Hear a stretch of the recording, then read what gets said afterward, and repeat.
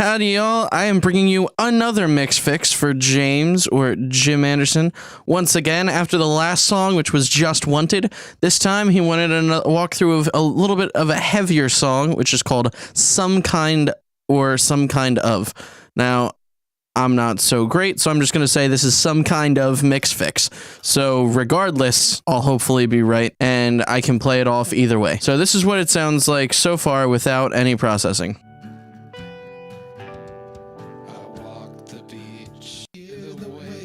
As they come and go, and you've got some kind of hold on.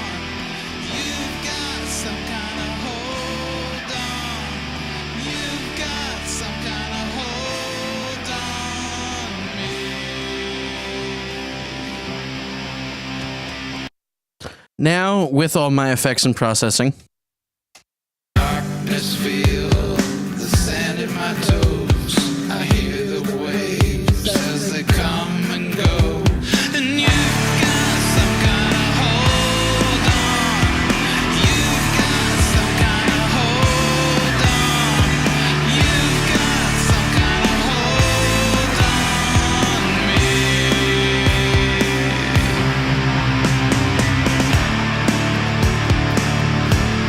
the intention behind this was to get something of a 2000s-y type sound. You know, those bands from the 2000s that have the darker guitar sounds, the more roomy drum sound, and the vocals that are kind of wide sounding, kind of deep sounding vocals that sit right on top of the mix, but also kind of get eaten during the chorus, and you just feel the vocals in your face and aggressive, but everything surrounds them. So that kind of feel was what we were going for with this mix. It's a little bit different than the kinds I'm used to. I really haven't done anything like this for probably close to 3 years now, but it was fun to get back to that kind of style and just try it out. There were a lot of things that went into this mix to make it interesting, so I'm going to walk you through it step by step. So the first thing I touched were the overheads. The overheads consist of, in this case, the tracks Extra Overhead Punch, Overhead, Hat, and that's it. So it's those 3 tracks with these levels. So the Extra Punch one is cranked. The overheads themselves are at unity, and the hats are panned all the way left, and they're pretty low in the mix. There's no processing on the individual overheads themselves. Everything is processed on the bus. The overhead drum bus is sent to the drum bus as a whole, once again, just like last time. So what did I do to affect this? Well, I'm really just taming them. If you notice, I have a high pass at about 150 hertz with a huge slope because I actually didn't like the sounds of the overheads that much. I cut some 10K because it was pretty harsh. I cut some 350 hertz because there was a sound I just didn't like about them.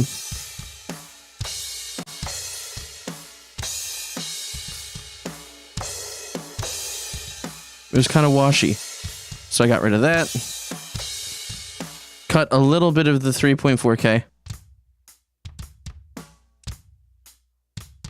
Because of that noise. Just had to tame it. And again, I cut more 10K, but this time with a shelf. So this is a bell, this is a shelf. This is a little bit more gentle on 10K itself, and more cuts over 10K. And I've also got a low pass at 20K.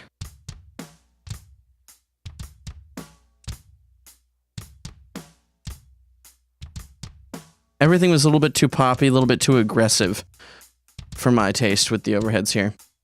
I also have a compressor set to pretty much just catch peaks when stuff hits a little hard and provide some movement to the overheads.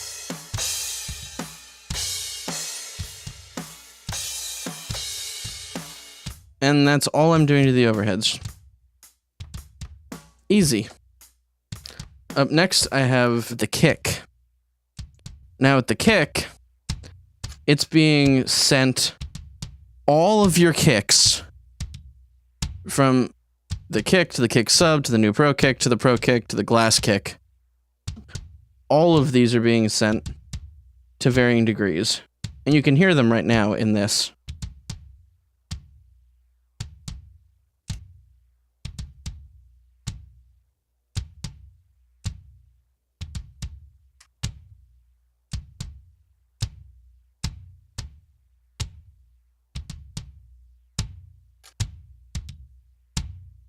So if you listen and look, you'll see that I'm actually using trigger first.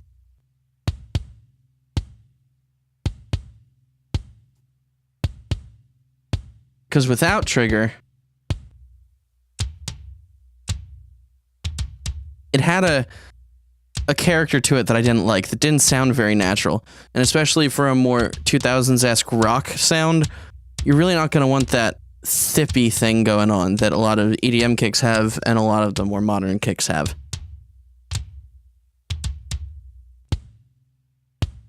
So this is going to be a little bit more boxy sounding, but it's still got a good enough punch, and there's a little bit of room in there.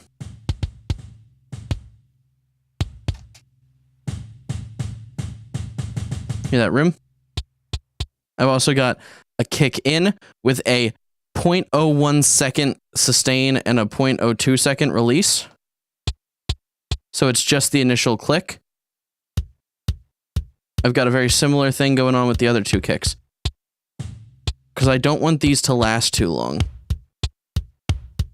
The thing about 2000s kicks is a lot of the time they didn't have a ton of sustain and they didn't boom outwards in rock stuff, kind of like 3 Days Grace and those. A lot of that was done by the room. With that combination of samples in place, which is just much more natural sounding, you'll notice that trigger is actually in the pro chain. So in the pro channel, the FX chain begins with this. You can actually drag any number of effects into here or anywhere pre, post, and it'll make a new effects chain, which grants you the ability to control way more stuff. So now you've got 2 effects chains in a row. That's really cool. I don't like to have to use the inserts if I can help it in Cakewalk, because the effects chain system works really well. And then I have everything in one bar and it keeps this clean. But I just wanted to show you a little bit of how that worked, since you're kind of new to the Cakewalk system since BandLab. So up next I have an EQ.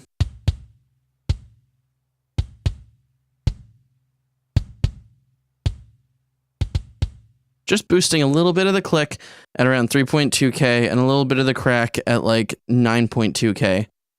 Also low passing it so that there's not much air above it, and cutting a whole bunch of like 173 hertz where the bass is going to be fighting it.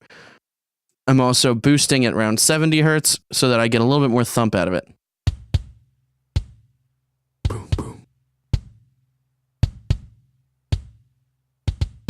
It just shapes the kick to sound a little bit more like a kick that I want in the context of a rock mix. After that, I have this compressor. Attack and release times. This is doing a little bit more gain reduction because there was a lot of gain reduction going on in a lot of those kicks back then, and it really defined the sound of drums in the early 2000s. And this is a very, very dynamic kick. So after that, I have 2 things in the inserts. I have this multi-band compressor with these values on each channel, usually doing no more than 1 to 3 dB of gain reduction to keep the kick more consistent, because it was a super dynamic kick, but I didn't want to over-compress it that way. I still wanted it to have enough top-end punch regardless. I wanted it to have a lot of that thwack in the mid-range consistently, and I wanted to control that sound. So all of the ratio, the knee values, the type of compression. This is a stock multi-band compressor that comes with Cakewalk. You can see the attack, the release, and any makeup gain that I added to it. The gain reduction is shown here on these bars next to the threshold. And this makes a huge difference, just bypassing it and unbypassing it.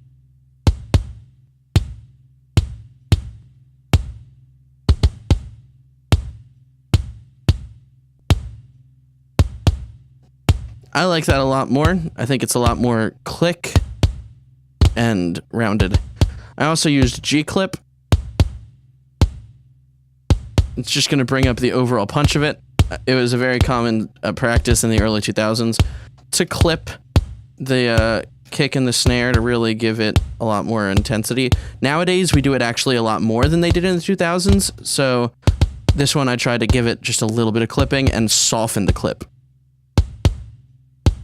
That was part of what made the 2000s drum sound a little bit different, was that the drums were a little bit softer clipped. They weren't really afraid to drive those drums into a console or whatever and soft clip that drum. So up next we have the snare.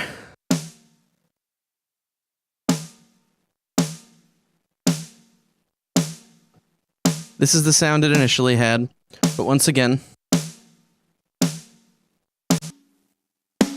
I replaced the samples with a few of them, actually.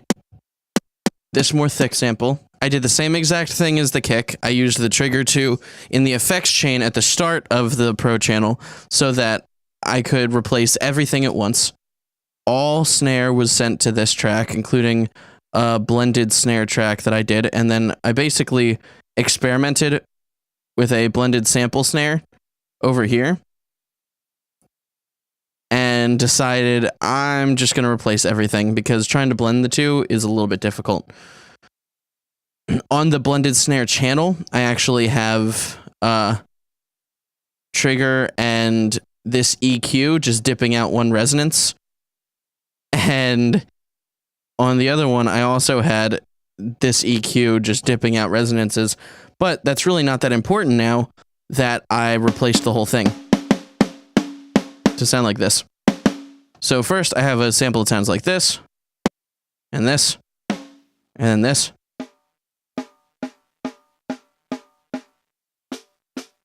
And this for a little bit of ring. For a little bit of buzz, I mean.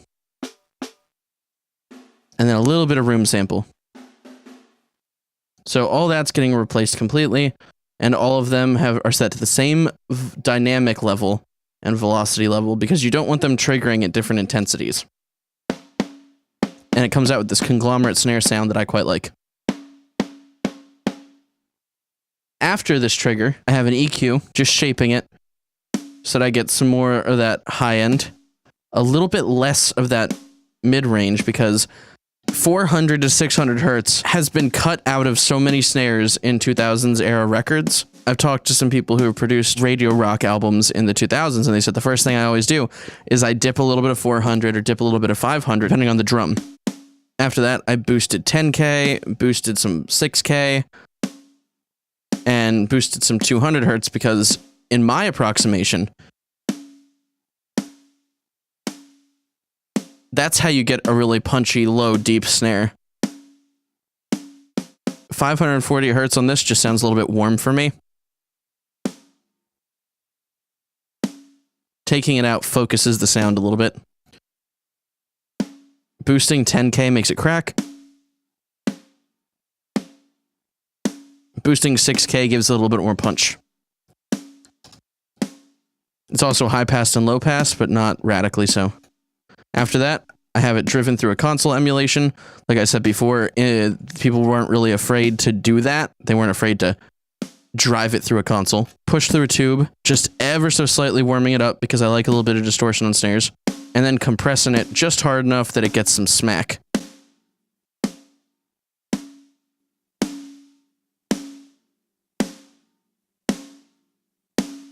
After the Pro channel, I just used G-clip. This one I didn't soften as much because I already have the console emulation and the tube drive, which is going to soften it with a little bit of warmer soft clipping. Just enough to clip off the tops.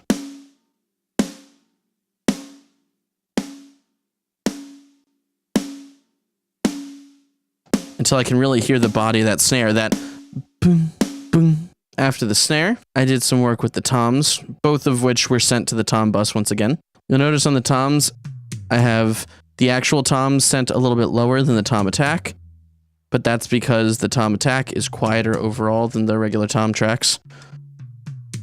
Not a big deal. In the toms, I have EQ and a compressor. I'm just boosting the lows a little bit so that the body comes out, cutting a little bit of that click that I hate.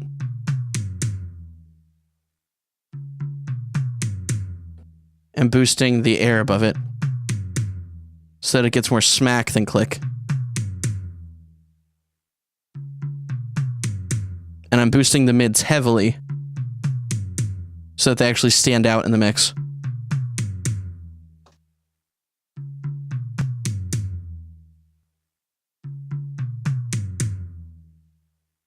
Cleans them up a lot. Lastly, I use this compressor.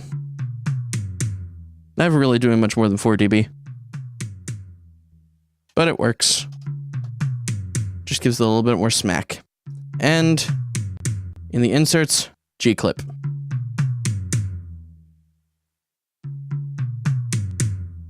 I just want it to bring up the body of it again. Now all of those are sent into the drum bus, which has nothing on the Pro channel, but has a lot going on in the inserts.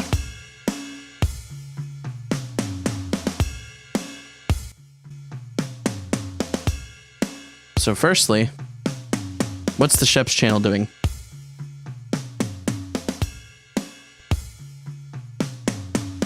Cutting a little bit of 12K. Because this was obnoxious.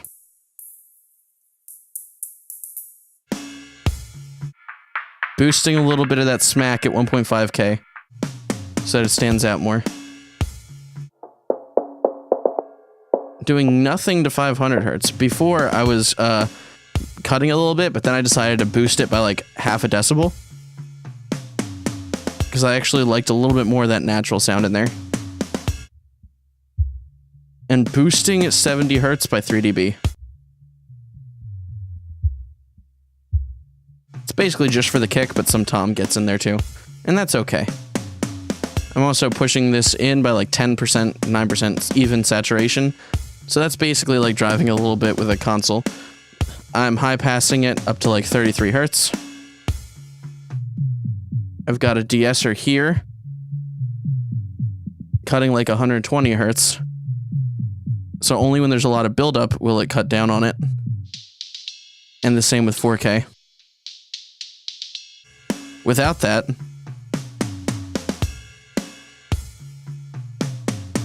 it just sounds cheap. Sounds a little bit more expensive this way. And I also have another de-esser, one cutting around 300 hertz. Because there was a ring in the snare there.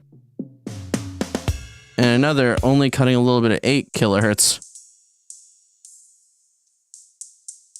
When it gets really bad, which it hasn't yet in the song, but later on some of the cymbals have some really bad 8K resonances, and I only wanted them to come down when there was an issue. So I decided to tackle it on the bus end instead, but you could do that on the individual overhead track yourself if you desired.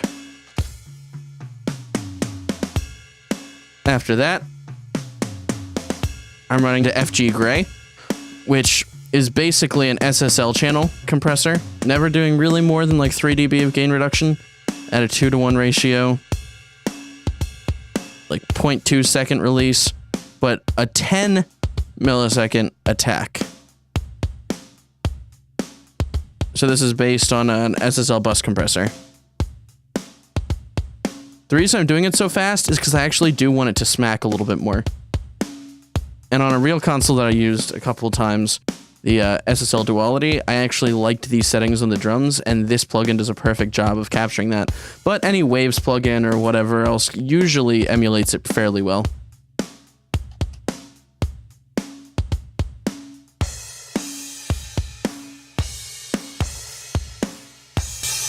Lastly, Finality, doing its thing, just limiting the drums.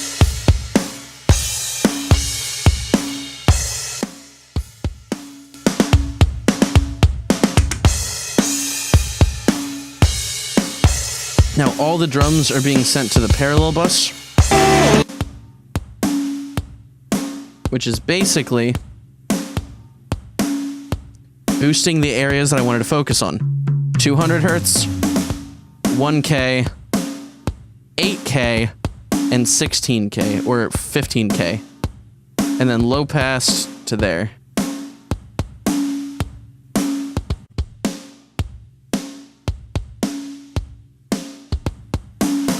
Because the thing is, the parts of the sound I liked the most were these parts of the sound. So when sending them all into the parallel bus from the kick, snare, and the toms, I wanted to focus on the frequencies basically as a sidechain that focused it on the parts that I liked while ignoring some of the parts I didn't.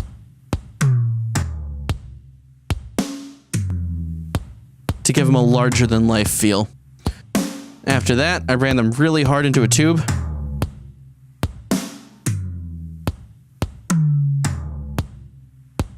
And then compressed the crap out of them with an actually slower release and a super fast attack and a whole bunch of input gain.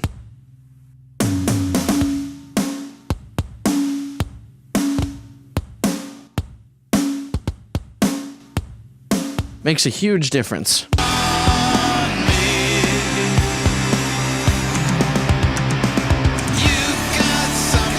I also completely ignored the rooms. That's why I had the triggered samples with a little bit of room sample in them, so that when they're processing, they have a little bit of that room.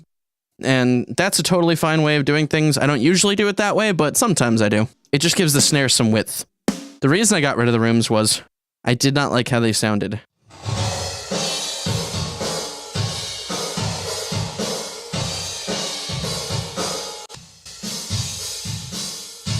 They have way too much.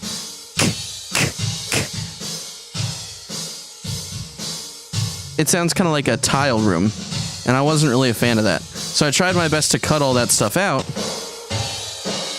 but even then, it didn't fit well with the song.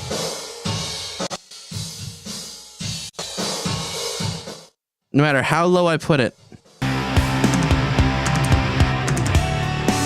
it just didn't feel like it added anything to me, honestly. So that's why I ended up going with room samples instead of the rooms that you sent. Sorry. Next, I went to the bass. Now, the bass is a funny thing. You sent a bass distortion track.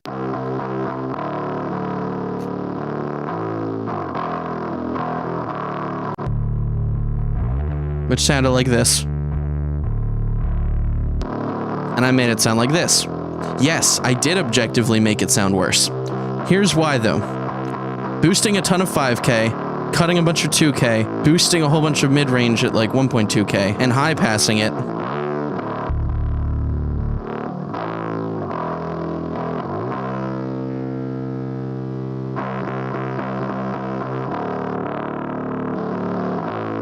And then low-passing that helped me to focus the sound so that this bass could just focus on being the pretty, deep, and charismatic one, while this one has the in-your-face character of a super aggressive, super compressed, distorted signal, and punches through in the high end more. The combination of the two helps it stand out. So that, into the bass EQ,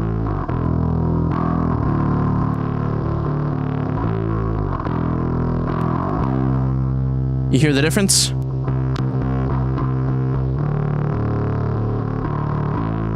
This just helps bring out a little bit of the rumble, which I liked. This carves out where the kick is at, around 70 hertz.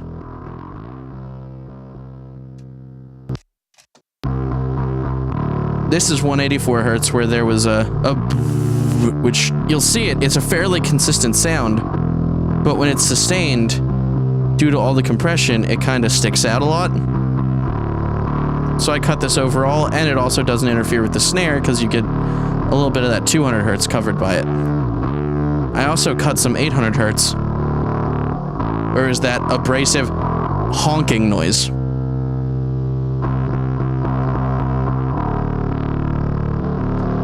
And I low passed it just because. I also ran it into this compressor to blend the two signals together better. And then I frickin' clipped it.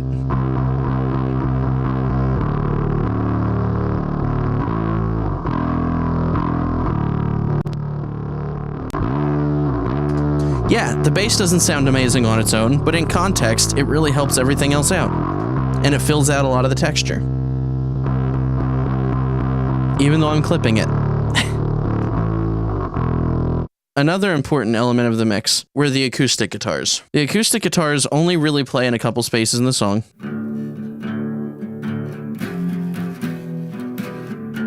And you're gonna hate this, but the amount of processing I did on them this time was a little different. So, I have this compressor here, CA2A, with a classic reset, which means a slightly slower release, only catching peaks so that it's a little bit consistent. And then I have that running into this EQ.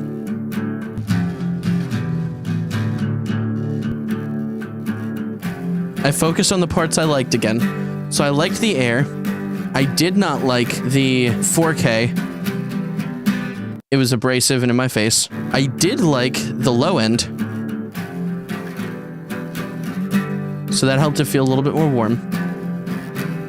Boosting 2K actually is something I don't usually do on acoustics, but I felt like the string sound felt better, and I wanted to emphasize that a little bit because of how much I cut 4K. So it gives it a little bit more string attack. But that 4K was aggressive as heck. It also sounds kind of buzzy at like 4.1K. The strings sounded like it was buzzy. And that could be because they're old strings or I don't know what, but it also helped to increase the high end a lot.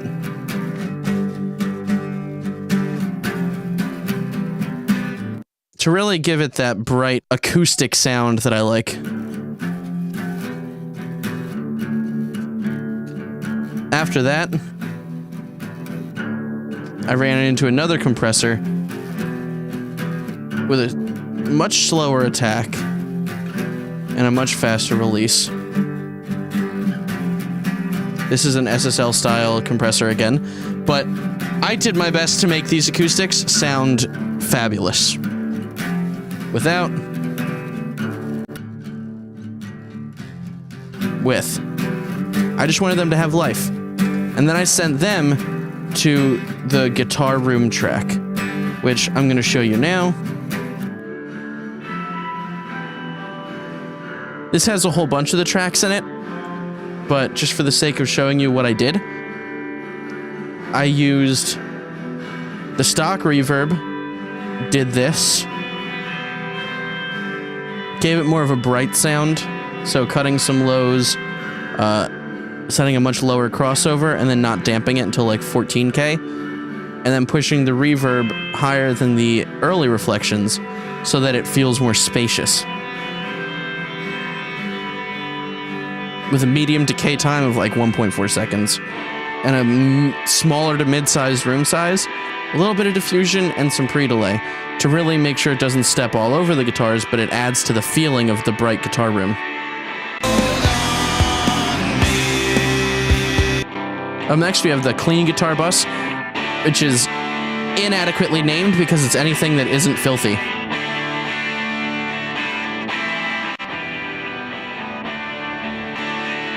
You can immediately hear what I did. I cut a little bit of 200 hertz where other stuff is going to be. The snare, some guitars. I cut some 600 hertz. Where not only are the vocals going to sit around there, but it was also just kind of woofy. So this helps clean it up a lot. The high mids I boosted at like 8K by 5 dB. To give it that airy feel. And I had a high shelf boosting almost 6 dB at like 5K.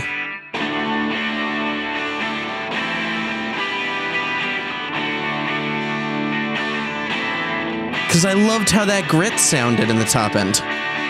All right, so after that, I have a console emulator, driven a little bit harder, and component tolerance, meaning that some of the resistors have higher tolerances in the signal chain, I believe, creating a much more loose sound and a lot more driven sound. After that, I have a tape emulator.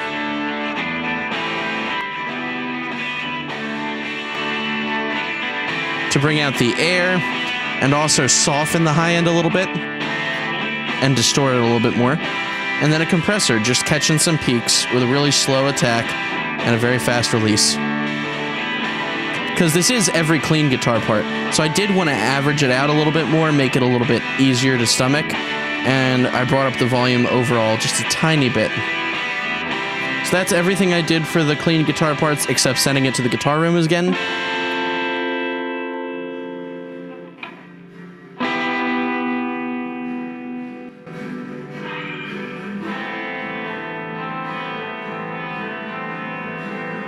Because it felt like it fit this song.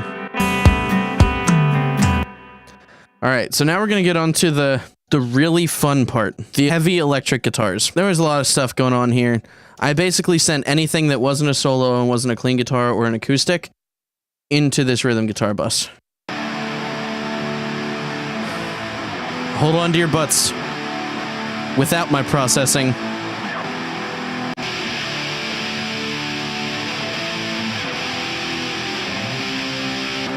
With. So, you notice immediately what the issue was. I did drive it through this console emulation. Neve is basically what that's emulating. It's really going to bring out a lot more of the lower end harmonics, the warmer bottom, and it's going to probably smooth over the top a little bit if it reacts anything like a Neve that I'm used to. And then I ran it into the EQ.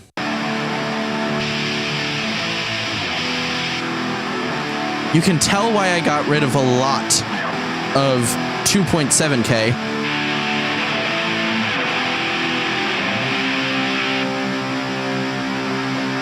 And a lot of 5K.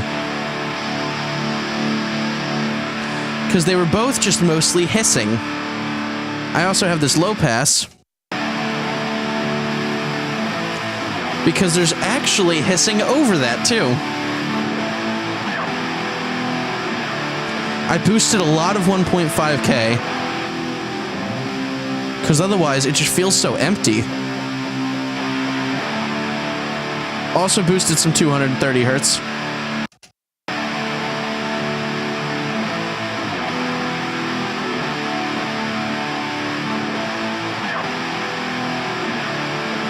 That way you really feel the stroke of the pick against the guitars, and it gives more of a boom boom instead of just a So without the EQ, with much better. I also did a high pass just to clean it up a little bit in the low end. After that, I used the tape emulator.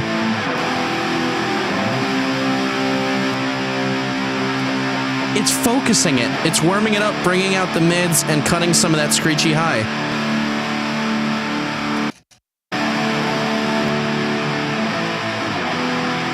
It just sounds so much better without all that intense screechy high end, honestly. After that, I used a limiter.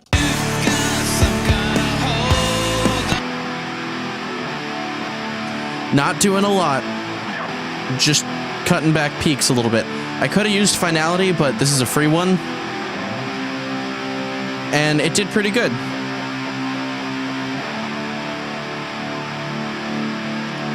Held back the peaks when necessary. Alright, so now the fun part. I'm sure you're aware that you recorded only a few vocals. A couple. And if I solo these vocals... You've got some kind of hold on. You've got some kind of hold on. You've got some kind of hold on me. So first thing I did was I took this slower compressor and I used it as the first in the chain to blend together the main vocals a little bit easier. You've got some kind of hold on. You've got some kind of hold on. I also wasn't a big fan of the sound of this mic for whatever reason, but there was a lot that we could do with it. You've got some kind of hold on. So I cut some lower end mechanical noise that I'd heard. Cut a little bit of 200 hertz, which felt like proximity effect. Hold on me. I boosted You've got some kind of hold on. 2.5K You've got some kind of hold on. to make it a little bit more in your face. Got some kind of Cut some 4.3K. on me. You've got some kind of hold. Because there was this uncomfortable breakup at 4.3K. Kind of hold on.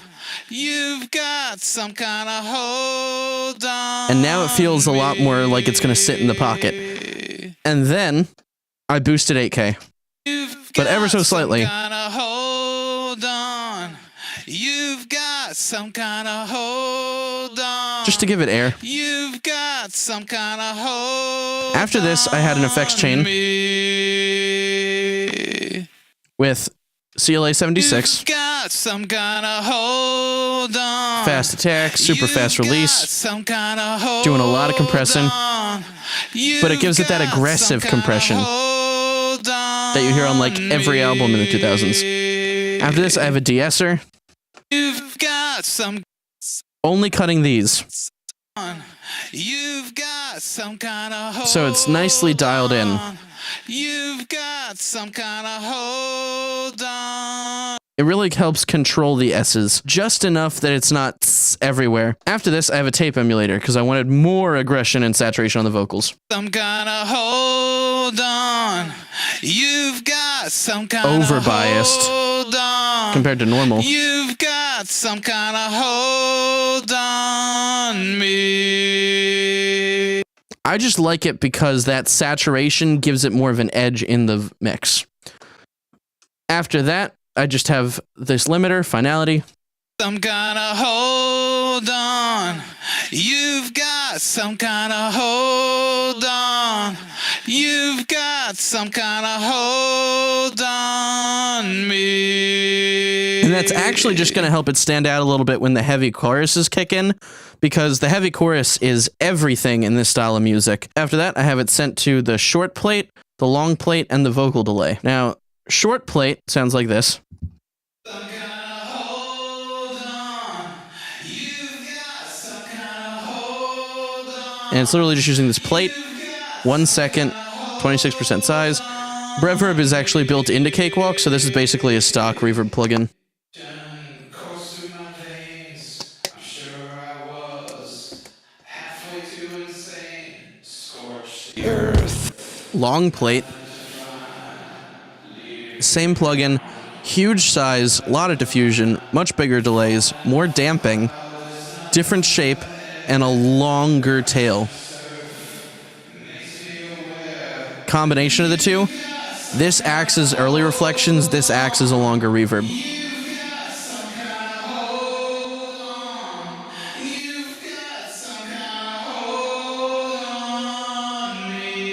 But I liked the characteristic of separating the two and then processing the two separately. I didn't really process them all that much differently because I ended up just liking the sound of it, but it helped a lot. So you can see the settings here. And then the vocal delay.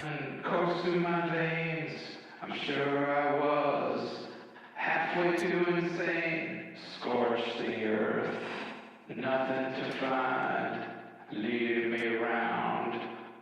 You've got some kind of hold on. You've got some kind of hold on me. Helps the vocals stand out and sustain a little bit better. That's all. It's just a stock delay plugin in Cakewalk. I also did have Spaceship Verb for the lead guitar solo stuff sent from the lead guitar solos, but I'll get to that in a sec. So the background vocals are mostly You've got some kind of hold on. pretty much the same as the last time. I cut some stuff that the lead vocals are doing most of the work in, and then boosted the shelf so that it's like 12K instead of 8K or 5K or wherever. Also boosting these warm mids because they're kind of surrounding and cutting a lot of low end. This way, it just focuses on like the harmonic content.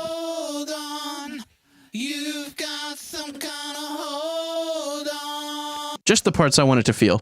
Also compressing it with the stock 1176 style compressor. And that's it. I'm using the de-esser again, but a little bit more aggressively. Because there's a lot of double sounding. And I don't want the S's to stick out when the background vocals come in, because that would be awkward. And then a limiter. Just gelling them all together. Not even setting it to processing.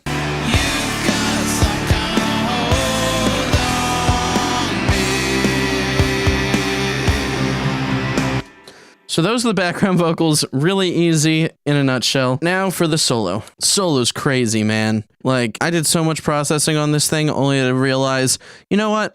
I'm gonna redo that. I don't really like how my solo processing came out, so I'll just get rid of it.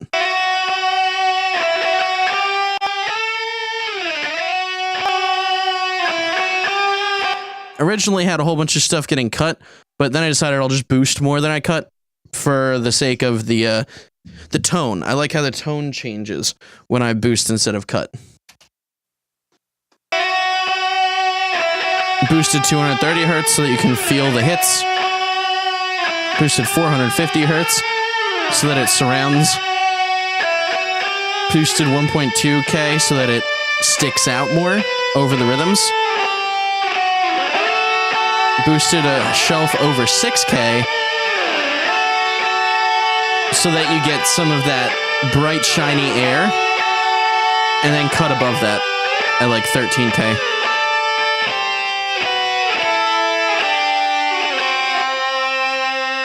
Then I have a plate, only like 5 dB wet, 0 dB dry. Stock plate, 2 seconds.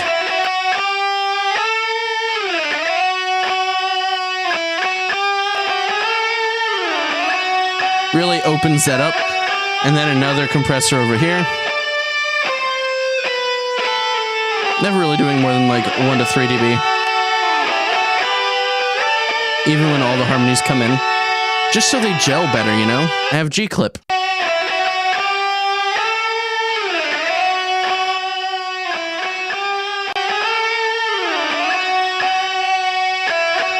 Just cutting off the really high tips. Now that creates a different kind of saturation that I quite like, actually. This run into the spaceship delay with this deeper drive creates a super saturated sounding wash of guitars, and I just felt like it fit so well.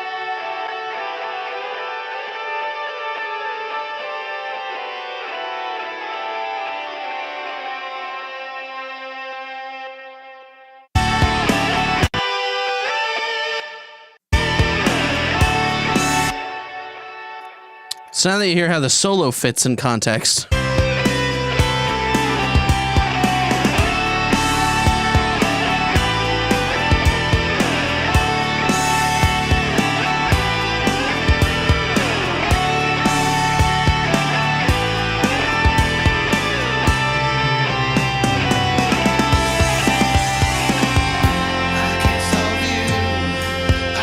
Let's hear how the master affects this.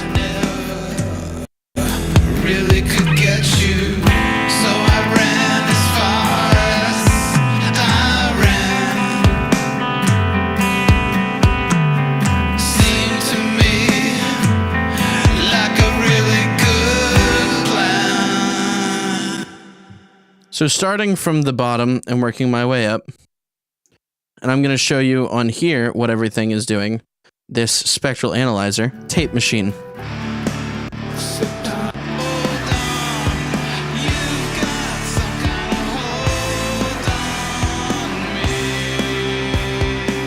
I've got an FG9 module here selected. I'm pushing the tape into the red It's got a little bit of wow and flutter and no bass alignment specifically, so it's not doing much to the sound. It's just gelling it. Crossed me up in so many ways. Infuriation coursed through my veins. I'm sure I was. Basically, it's focusing the mids kind of and also boosting some of the low-end harmonics to create the warm effect that tape is famous for. So next, I have Shep's Omnichannel.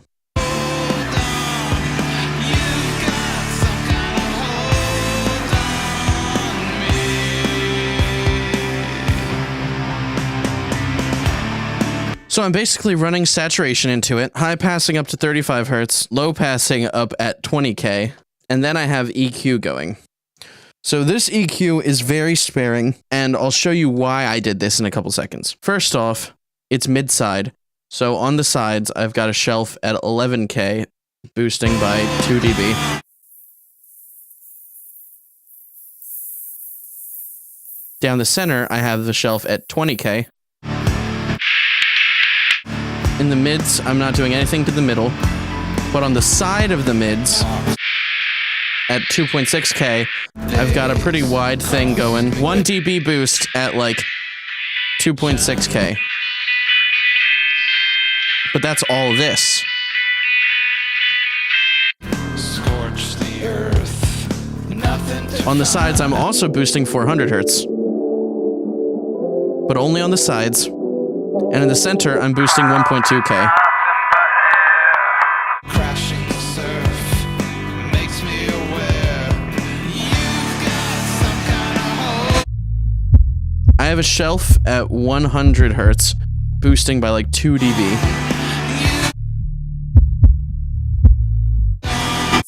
And on the sides, I'm not doing anything except boosting a little bit at 11K, like 0.3 dB. So that's a lot of complex EQ stuff. I'm also de-essing mid-side. On the mids, I'm cutting it at 6K, ever so slightly, so that when it gets really egregious, it cuts a little bit, anywhere from like 0 to 3 to 6 dB.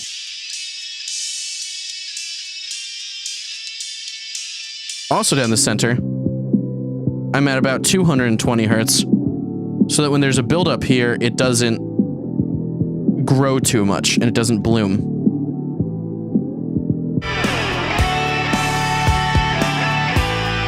On the sides,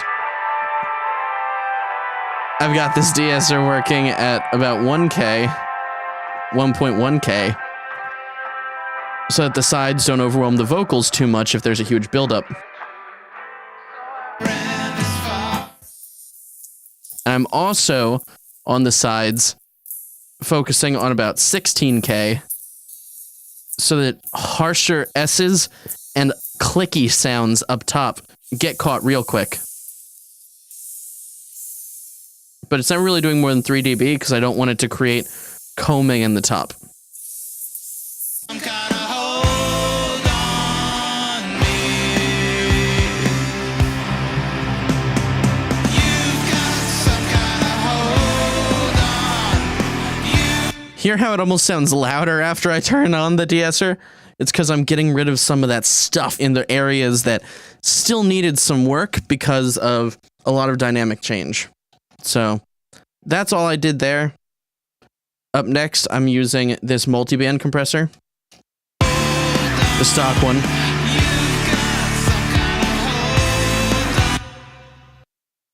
Here are the values.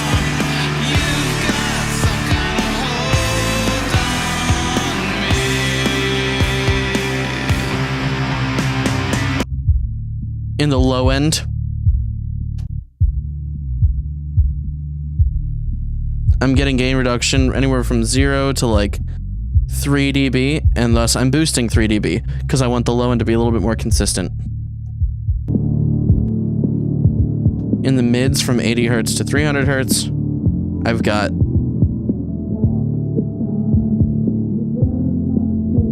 again anywhere from 0 to 3 dB.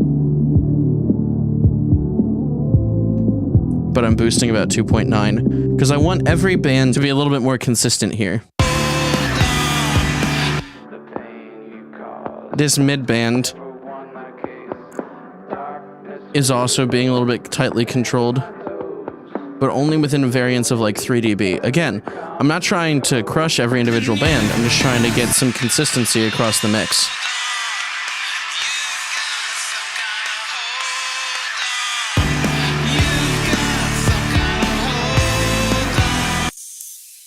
And in the high end, I'm trying to get a boost while also bringing it down from the highest, most intense parts of the songs so that I never get up to about 2.4 dB. I only ever get around like 2 dB. But I'm boosting by 2.4 to bring up the highs overall, so that when the really harsh stuff hits, it brings that down, but I can have a brighter song overall. I'm sure I was halfway too insane. Scorch the earth, nothing to find. Leading me round, I'm led by the blind. Falling off a cloud. So the reason I did all that was because I used an EQ matcher with the song that you told me to. So one thing that the reference mix had that ours didn't was a lot more low end, and it had a much more controlled high end. So from like 11K down to 20K, there was not nearly as much content as we had previously. So a lot of this was controlling some of that harsher content. And even though this is a more modern song, the production on the other one had a lot warmer of a sound overall, probably due to the increased low end. But I focused on cutting some of that 220 hertz as well with that de-esser and boosting a lot of these areas that needed it and cutting some of the ones that didn't so that you could get more of a close tonal palette to the reference mix. So yeah, when I EQ matched it, I based a lot of my EQ decisions off of that EQ matching. Now, this is the second plugin I think I've shown that does EQ matching, but there are plenty of plugins that do it. So if you're ever struggling with one, you can pretty much just Google search for tone matching EQ.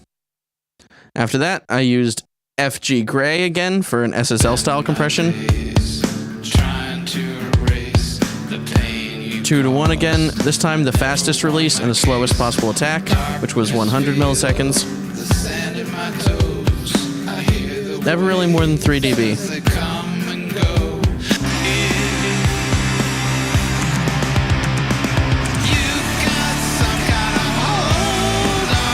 4 dB at the heaviest choruses, and a high pass on the side chain,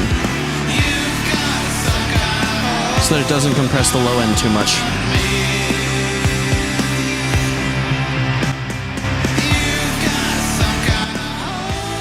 Don't let it fool you. It's less loud now because I compressed it and didn't give any makeup gain. In fact, turned it down a little. That gives me a little bit more room for this, the final limiter.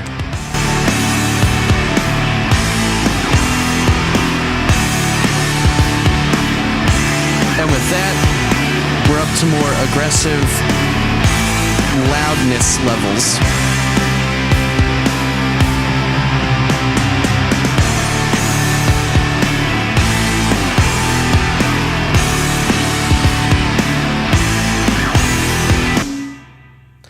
Without any of my processing, with the exception of the master, so that it's equal volume.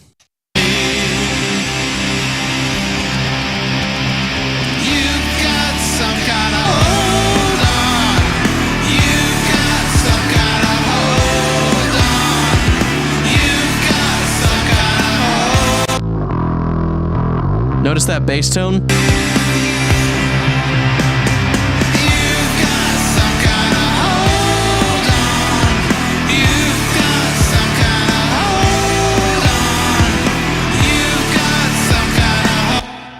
So with that, we've got a song with a very similar tonal character to the reference track that you had sent me, which I'm not going to play because copyright restrictions and all that. But I hope you learned a lot this time and continue to learn a lot on your journey to become a much more refined and confident audio engineer. A lot of the choices I made today were just because I wanted them to sound a certain way. It wasn't so much about fitting them in a space this time as it was about finding what I liked about the individual pieces and throwing them in, with the exception of the bass, where I really wanted to focus on how am I going to get this to stand out in a rock mix. So no matter how you approach it, as long as you're confident in your decisions, you can usually get a much better quality product out of it than you did before. So hopefully that helped. This is Phil Zio from One Wall Studio again. Feel free to leave comments, questions, any other requests in the comments section, or send me a DM, whatever you want. Find me on Facebook at One Wall Studio. Subscribe, like it, comment, do all that good stuff. I'm going to drink some water. And I'll see you guys next time.